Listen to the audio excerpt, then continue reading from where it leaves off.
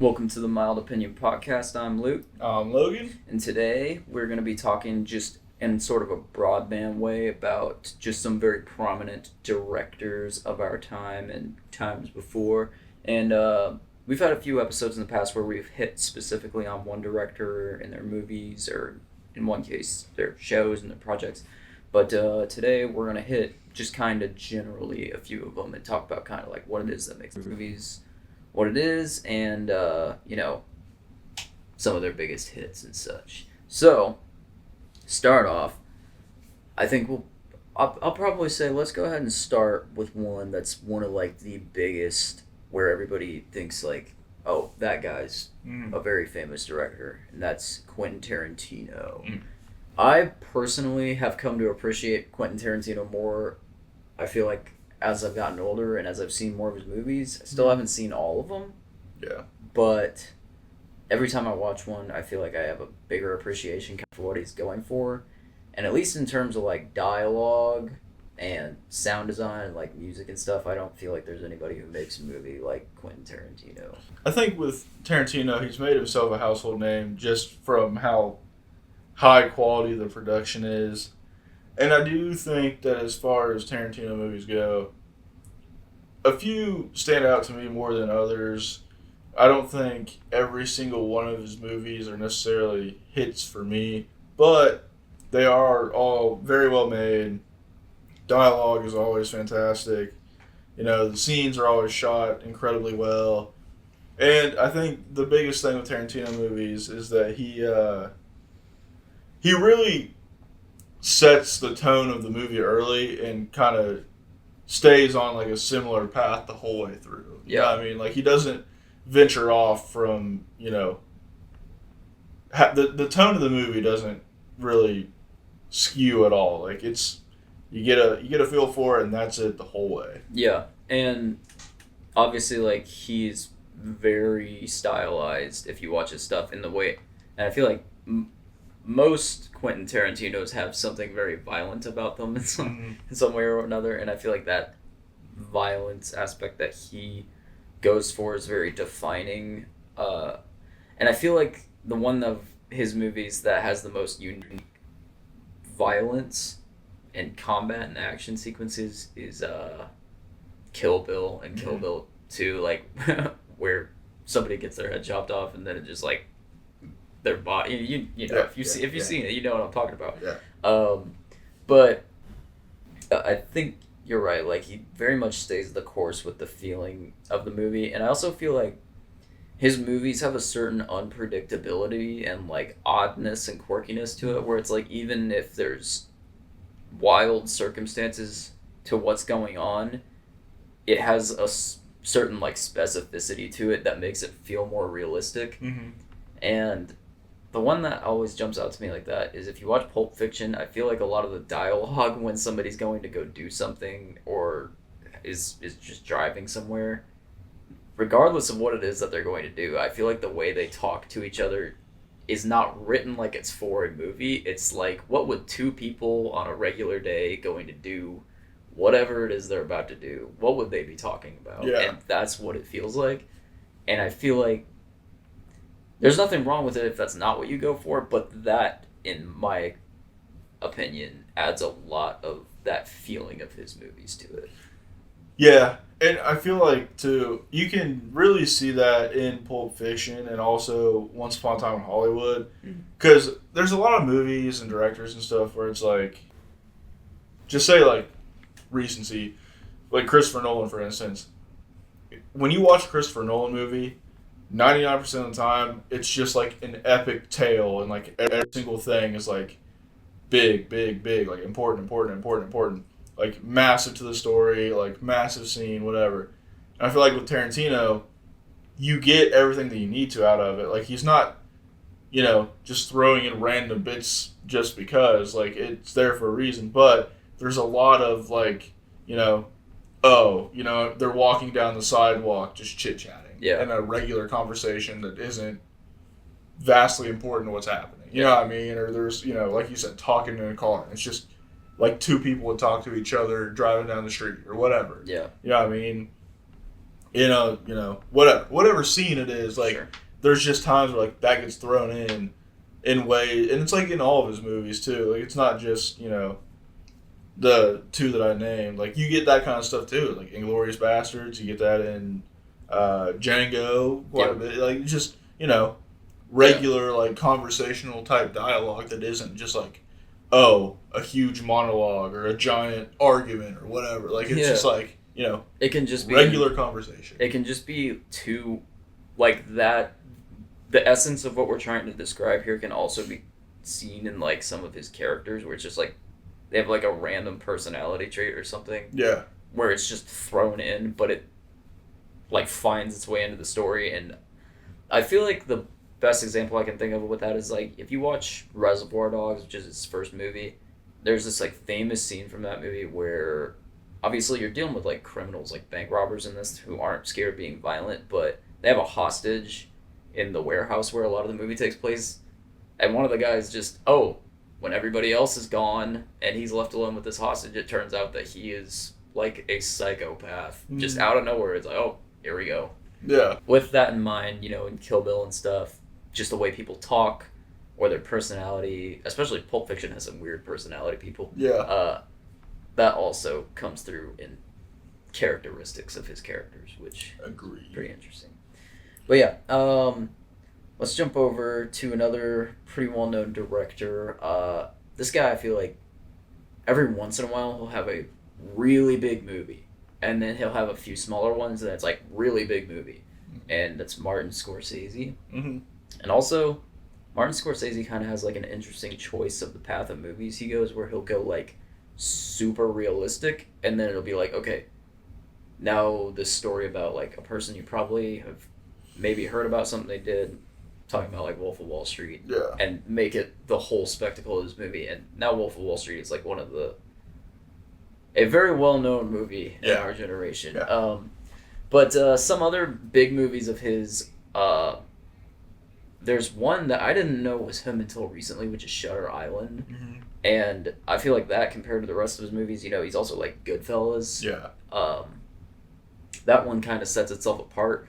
But I also sat down and watched his 3.5-hour Netflix movie, The Irishman, like last year. Also turned out very well. But I think he is strongest and most distinctive in his director stuff when he makes a movie that is like, here's this person's life story, and we're going to start at like just some point in this story and then jump around their life a little bit. But like, it's like the Wolf of Wall Street way. It's like, you know, it's Jordan Belfort, who's this guy you might have heard of a while back, but then here's his life, here's like some goofiness to it, and then like this random person who's in a scene, we're going to tell you, oh yeah, they like died in this ridiculous thing that happened like 2 weeks later. Yeah. I don't really have an ironclad way of describing it, but I think I've started to appreciate Martin Scorsese a lot as well. Yeah. Well, and I feel like too, Scorsese's work, one of the biggest things about what he does is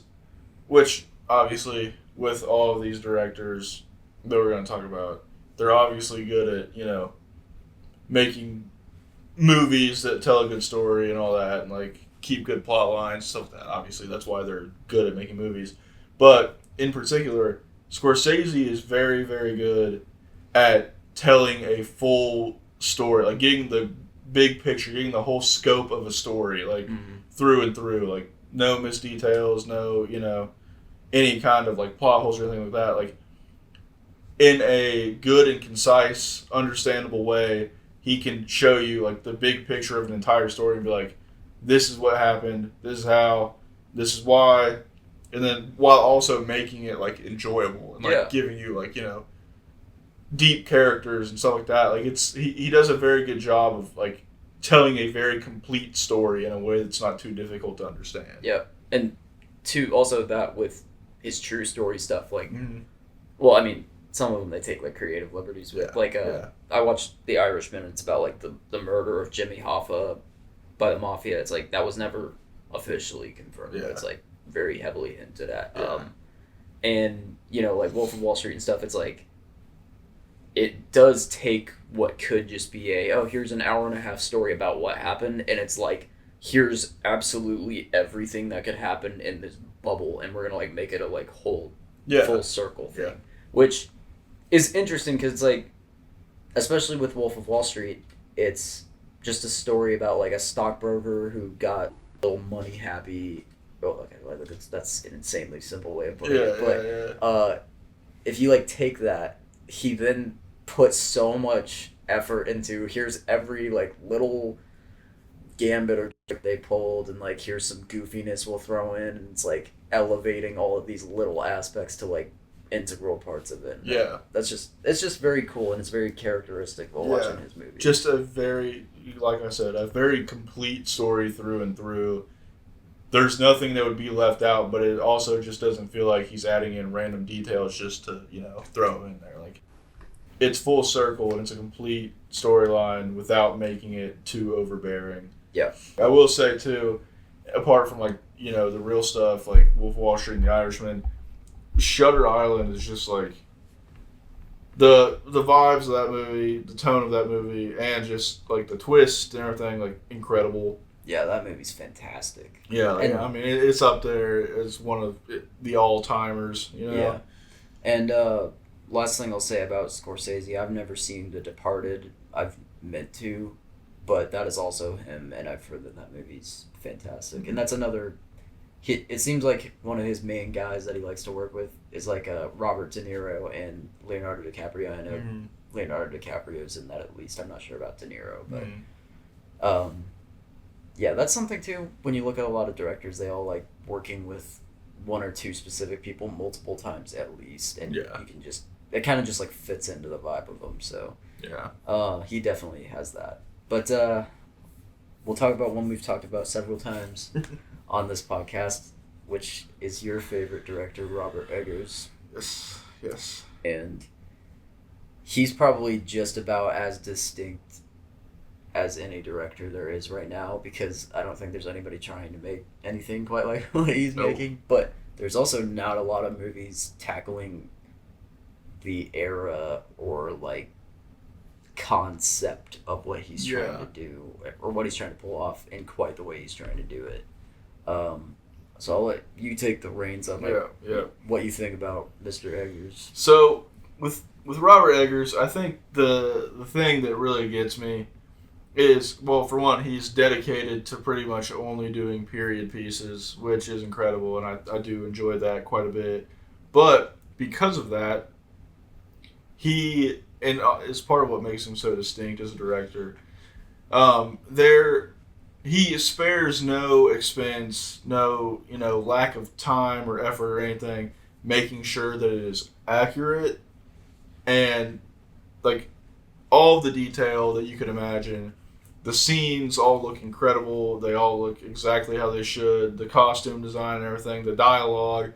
And I know people complain about the dialogue and his stuff sometimes because they're like, well, that's not, accurate old English and all that. But, you gotta...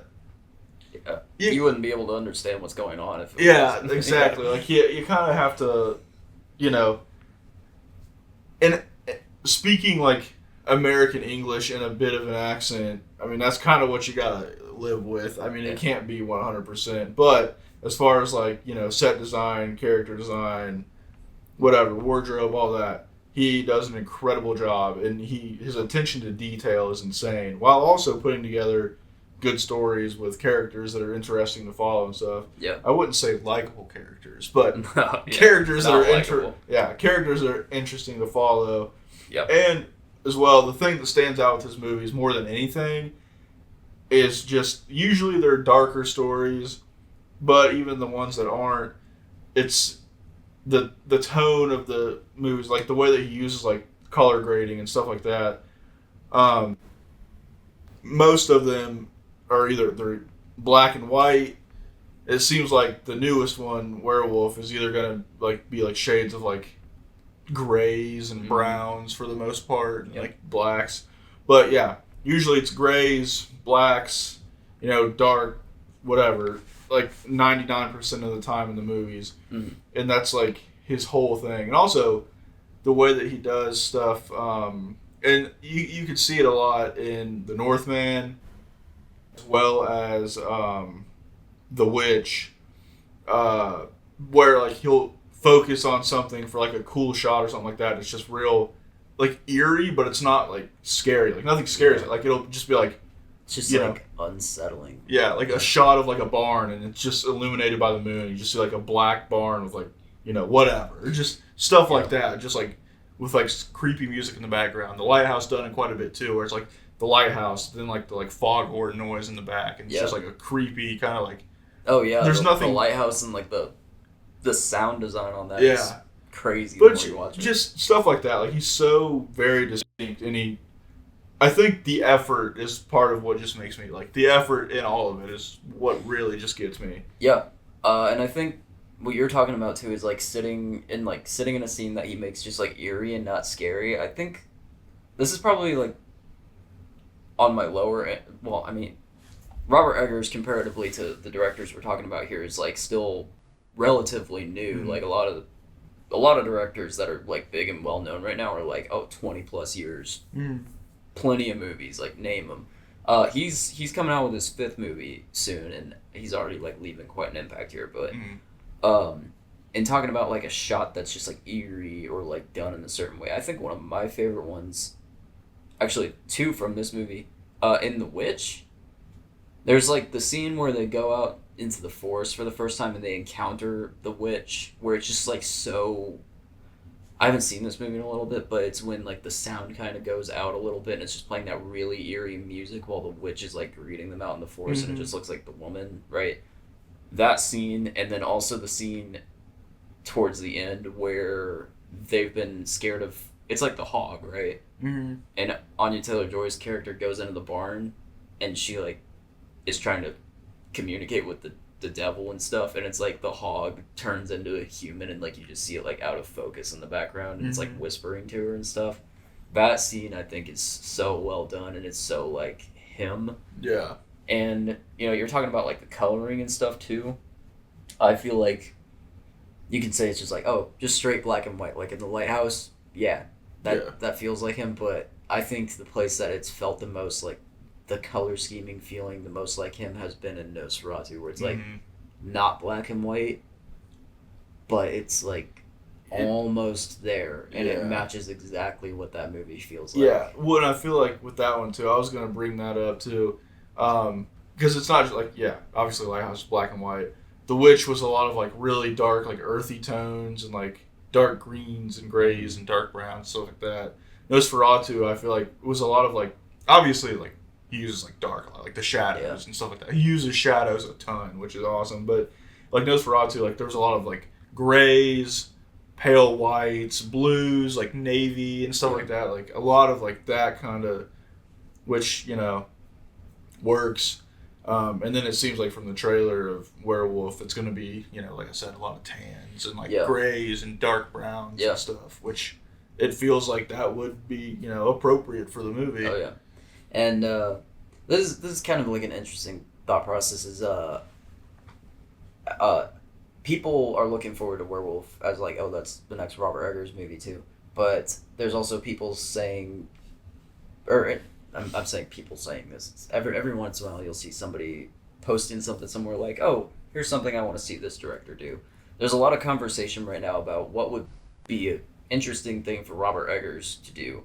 He obviously can do like this eerie time period piece horror. There's a lot of drama in the movies he does. And the Northman, he has a very distinct style of action to it, which honestly, the more I thought about that movie, there's one action sequence that I thought was super cool when he like goes to retrieve that sword and he has to like, I still don't know if it was actually happening or not, or he has to like fight that skeleton thing. It was pretty cool. But I think for him to stay in the lane that he's in of like a period piece with like a supernatural twinge to it, or that being more of a heavy-handed thing, is very good for him. But I think it's also interesting to think with him as a director would be something like out of the ordinary to see him do. I do think it is good for a director to have range and everything, but at the same time, if he never strays away from what he's doing right now, as long as he keeps bringing like new and unique ideas, or even ideas that have already been done, but just in his own way. I don't think anybody would ever complain about that. Yeah, for sure. And yeah, I don't think, you know, he has to do something so out of his own lane because he clearly has an interest in a certain spirit of each movie he's trying to capture. I just think like it's a fun thing to think about with him. Like, what's something that you wouldn't expect him to do that he might have an interest in? I have always thought that he would be very good at making a war movie. There'd be World War II or whatever. But yeah, Robert Eggers, very good, very good.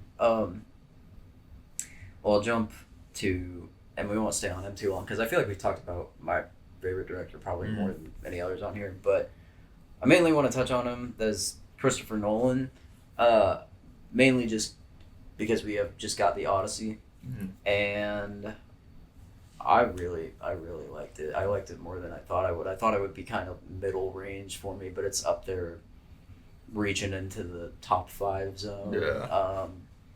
And I mean, yeah, it's just and the more you learn about the way they did this movie and how they accomplished some of the shots, it is purely impressive right now, and I'm kind of just in awe about it. I don't have a lot to say about it. I think obviously we talked about him quite a bit. Christopher Nolan's great. Everything he makes is pretty much a banger. He's had some lower ones, but I feel like everyone also just kind of has a feeling. Like when Christopher Nolan's making a movie, like you think about it, you're like, maybe not, like whatever. But then there's some of them where it's like, there's something to his movies that just has a feeling to it. Yeah. And that's what I was most worried about with him taking on the Odyssey. It's like every movie he's made beforehand, it's like a sci-fi concept or like a realistic, serious thing. And then it's like, we're going fantasy, like folklore kind of here. Will it feel like that still? Because it felt like it. It was cool. It was good. Well, and I feel like, and this is like, I know, this is kind of glazing, but doesn't matter. I feel like we've been talking about like the feeling of like, oh, Robert Eggers does this, and this is why he feels like it's this kind of movie, whatever.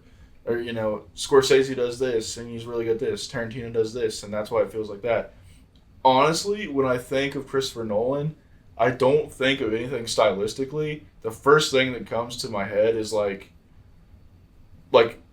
huge box office, like monumental movie, like giant production. Like when I think of Christopher Nolan, I just think of like massive movie. Yeah. Like that's what the other guys like, oh yeah, this about him, this like more technical. Christopher Nolan is just like giant movie. Yep. Something big. Yeah. And I feel like this movie has that feeling. I feel like the movie of his that had the most that feeling of like giant beyond belief massive movie was Oppenheimer. Yeah. But I'm very pleased that he just came out with the Odyssey, and I feel like it is on par with some of his best stuff. Yeah. So I was very pleased with that. I agree. And like great at like he has a good arsenal of like actors that he repeats work with too that also have added to his just the feeling of watching his movies. But it's good to see he's still on track there with that. But yeah, I'll talk about one more director here. I'll hit the one here that has kind of a very distinct vibe to him in tackling a specific genre, and I'll talk about Denis Villeneuve here.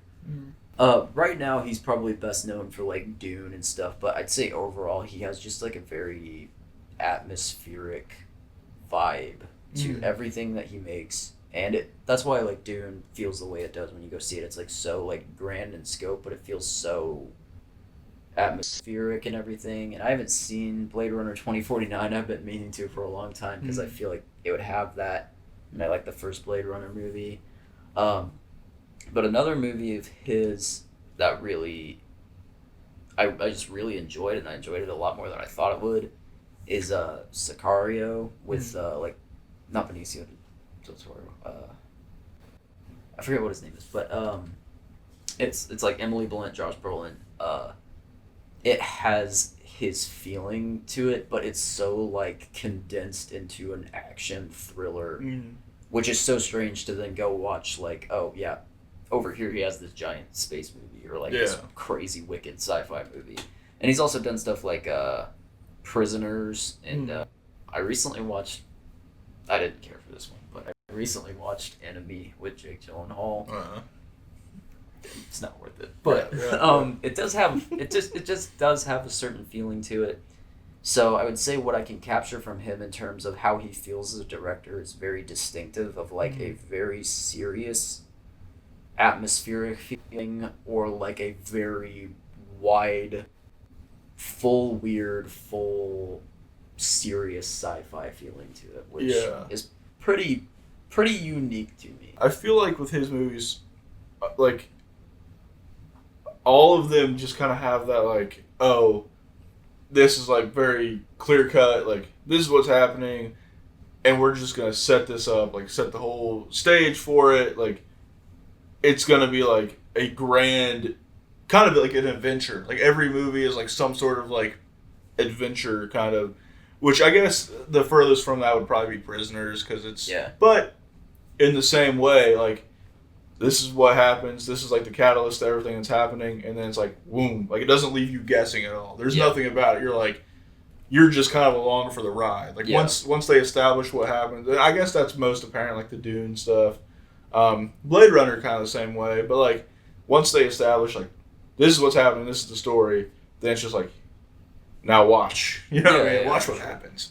Yeah, and you know, for his smaller scale, at least in terms of like the scale of the story stuff, like Sicario and Prisoners, like we just mentioned, you can feel the same vibe from something like Dune or Blade Runner 2049, but it's like with that, it's like taking the lid off and letting that breathe into like a grand sci-fi scale, and then the other stuff is like pulling it in, like reining it in, putting it into a serious thing. So it's like it's still there, but it takes on a whole different form. Yeah. And like you said with like Dune and stuff too, I think it's just from what I know about the production of that movie, because again, I'm not like the biggest diehard Dune fan, but from learning about the production of that movie and stuff, it's impressive how much thought and detail and put into all of that as well. Yeah. Which is very... Yeah. It's very good to be able to take a step back and like see a director like in a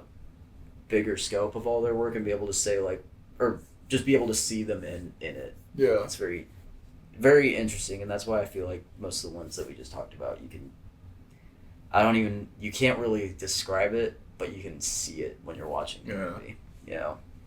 But yeah, that's the directors I picked for today. I mean, there's so many great directors, and I had more written down. We're not gonna go forever on this, but if I feel like it's just always a very special thing to be able to say like, oh, I can see that director, and then to become like a fan of them through that. Yeah. So I have that with Christopher Nolan. You have that with Eggers right now, and I'm an Eggers fan too.